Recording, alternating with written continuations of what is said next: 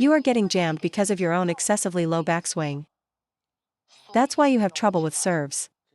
You think the ball is too spinny and that's why it's going into the net. In reality, it's because you are getting jammed by your own poor timing. Let's break down the common mistakes amateur players make when receiving serves. First, poor anticipation of the spin. Second, inefficient footwork. And third, a lack of proper brushing on the ball. Today, we'll start by focusing on anticipation. So, why do you misread the spin? It's because you're watching the opponent's follow through, not the exact moment of contact between the racket and the ball. You're being deceived by their finishing motion, like lifting the racket up.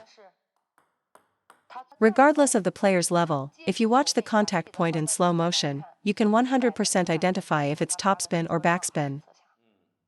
The backswing and pre-contact motion are irrelevant for reading the spin. The only valid moment for reading the serve is the instant of contact. The follow-through is often a decoy. If the entire judgment process is 1 second, only the brief moment of contact is useful information. You need to train your eyes to be sharp and capture that exact moment the ball is served. The reason you can't capture it is a lack of experience. You have to see countless serves to spot the deception. At contact, if the racket's path is downward, the ball will have backspin. You must brush the ball to lift it. If the motion at contact is forward, the serve is likely half-long or has less spin. It might have a bit of topspin or a bit of backspin.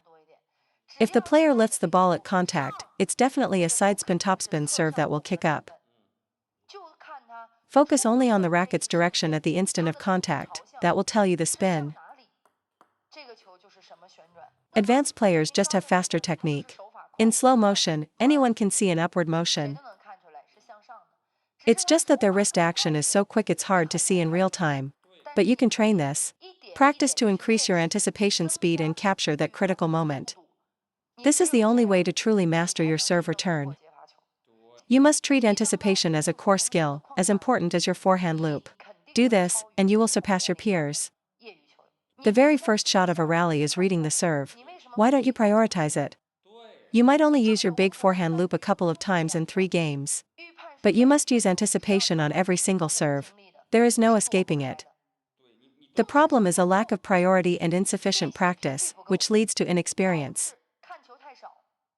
As a result, you can't read any serve, just like you can't judge a person's character at a glance. You absolutely have to change this mindset. The second problem, you correctly identify the type of spin but still miss the return. This is a common plateau for intermediate players. So how can we visually judge the amount of spin? I'll teach you to watch the wrist and finger action. Focus on 2 things. When you see the racket face rotate or snap at contact, the ball will have significant spin. The faster the racket head accelerates at contact, the spinnier the ball will be. That's a very spinny serve. If the racket face doesn't rotate but the arm speed is fast, it's likely a half-spin or no-spin serve. Alternatively, if the racket rotates but the motion is slow, that's also a low-spin serve. If there is no wrist snap and the arm speed is slow, the serve will have very little spin. The same logic applies to a hook serve. If the racket face snaps quickly at contact, it will be extremely spinny. If the racket is stationary but the arm is fast, it's at most a medium spin serve. If the motion is slow and there's no wrist action, it's a no-spin ball. This method isn't 100% foolproof, as high-level players can disguise their movements. However, for players with up to 5 to 7 years of experience, this observation is almost always accurate. Okay, watch me serve. Is this ball spinny, semi-spinny, or no spin? Correct. It's very spinny because of the pronounced finger and wrist action, causing rapid racket acceleration. It also has a lot of brush. This ball is difficult to loop. If you don't get down and use wrist acceleration, you'll put it in the net. When you see the racket face snap and a clear acceleration in their arm swing, the serve is guaranteed to be heavy spin.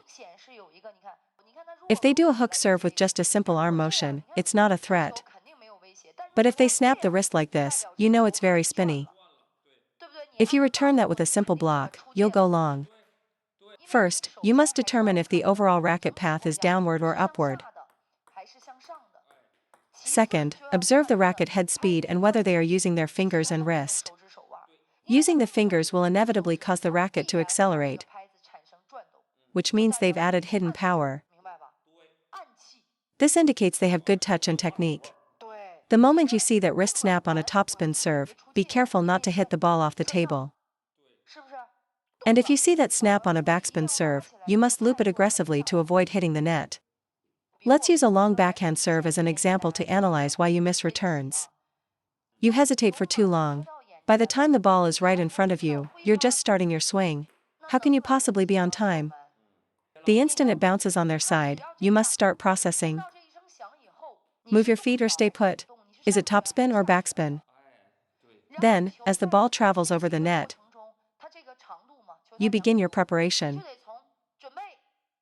That first bounce is your signal to decide, racket up or racket down, footwork or step in. This is your window to prepare the stroke. For example, on a short forehand serve, before the ball even bounces on my side, my body is already in position, and I should have already executed the push. So, the moment the ball bounces on their side, I move. By the time the ball lands on my side of the table, my stance is already set. With my stance set, I am fully prepared to execute the shot. Amateur players, however, hear that first bounce and don't react. When the ball is almost on top of them, they rush to make a shot. You are just rushing to finish the motion. In that rushed state, how can you lower your center of gravity, get in position, adjust your racket angle, and meet the ball cleanly? You can't.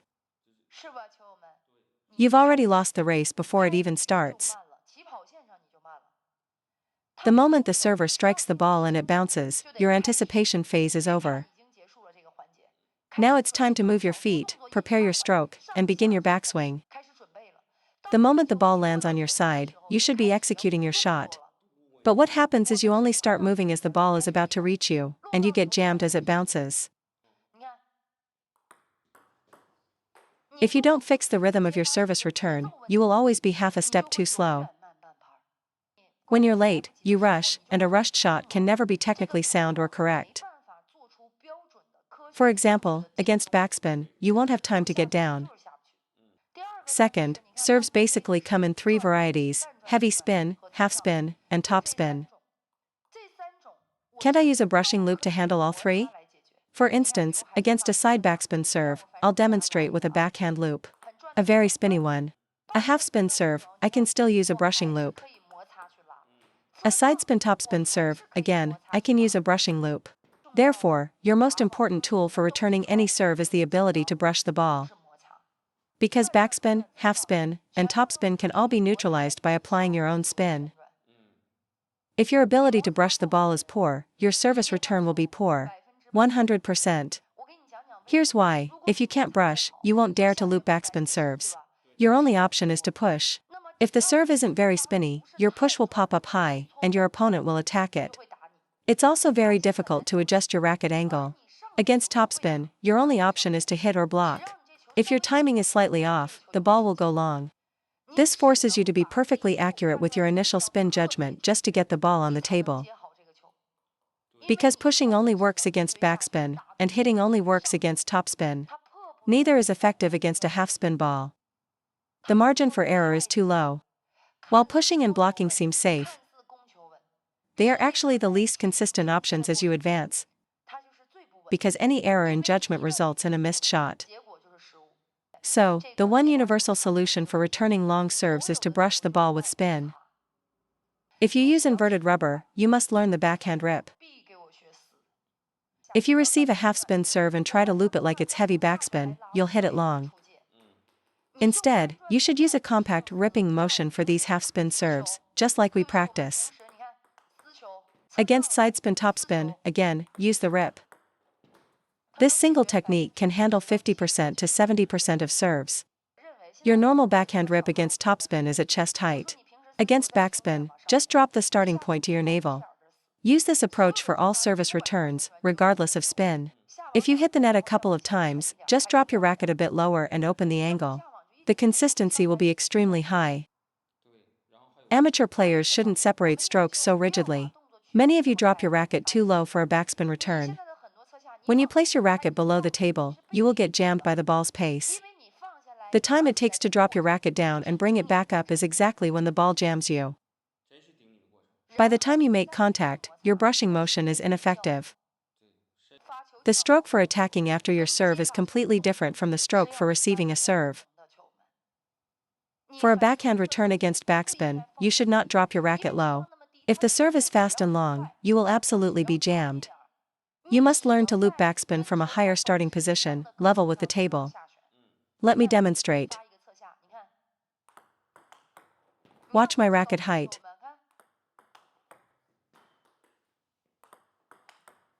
This way, it's impossible for me to get jammed. I've eliminated the most common source of error. From there, I can easily make adjustments. In contrast, when you are attacking a slow push in a rally, you have time to drop your racket and get under the ball. Once you learn to return serves without getting jammed, you'll be able to complete your brushing motion and will stop missing. You are getting jammed because of your own excessively low backswing. That's why you have trouble with serves. You think the ball is too spinny and that's why it's going into the net. In reality, it's because you are getting jammed by your own poor timing. If you can meet the ball out in front and complete your forward brushing motion, you will make far fewer errors. The same principle applies to the forehand. The reason you miss is because you drop your arm way down. By the time you swing up to meet the ball, it's already hit the net. Next time you loop, try taking the racket back more, not down.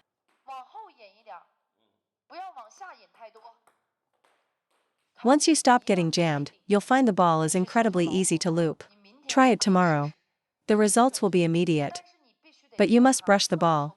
Simply hitting it flat will not work. The only change is your backswing height. For attacking a slow ball, I teach you to drop down and wait. But for serve return, that's wrong. On a serve return, if you drop and wait, you'll get jammed. A slow push requires you to wait for the ball and create your own rhythm. A fast serve requires you to meet its rhythm. Once you stop getting jammed, you'll realize the spin on the ball wasn't as scary as you thought. The problem was your technique. Second, a major mistake in serve return is taking too large of a backswing. Serve return is all about using your opponent's pace. For example, if I take a huge backswing on my loop, I get jammed, and the ball goes into the net. Why does it go in the net? Because I get jammed, and the ball's backspin pulls it down sharply on my racket. If your forward swing is even slightly late or you don't brush enough, you will make an error. But what if you keep your racket in front and use a compact, explosive motion? Use a compact, explosive motion. Watch. See? A compact, explosive motion. No large backswing. This way, the ball makes contact in front of you and doesn't get behind you.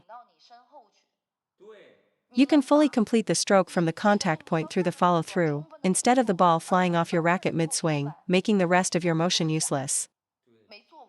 The spinnier the serve, the closer you need to be to the ball, whether it's topspin or backspin. We amateurs don't have the pro-level ability to preemptively step around and rip a forehand loop off any serve.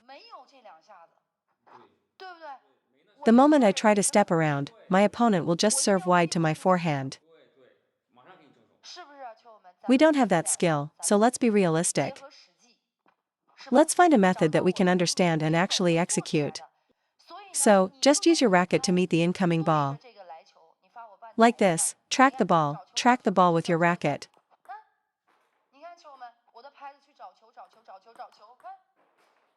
Once you've locked on, immediately execute the forward part of your stroke. Execute the brushing and the arm snap immediately. As long as you avoid a large backswing on your returns, your success rate will increase dramatically. Don't take it too far down, and don't take it too far back. Use your racket, for both forehand and backhand, to align with the ball. If it's high, raise your racket. If it's low, lower it. Once you are aligned, snap and brush through it. This explains why my forehand loop would always go into the net when I tried to return serves with a big backswing. I never understood why I couldn't lift it. Why did it go in the net? Because when you take a big backswing, your contact point is wrong. The serve second bounce is fast. You think you're meeting the ball in front, but you're actually hitting it on your side, or even behind you. So you say, wow, that was spinny, but in reality, the ball left your racket on the side of your body. It's impossible for the ball to stay on your racket through that long of a swing path. For serve return, just wait in a compact ready position, then, snap, through the ball. It will go on the table easily. Use your hand and racket to align with those fast, long backspin serves. Against a slow serve, it doesn't matter as much. You have time for a bigger backswing. But against a fast serve, that's not an option.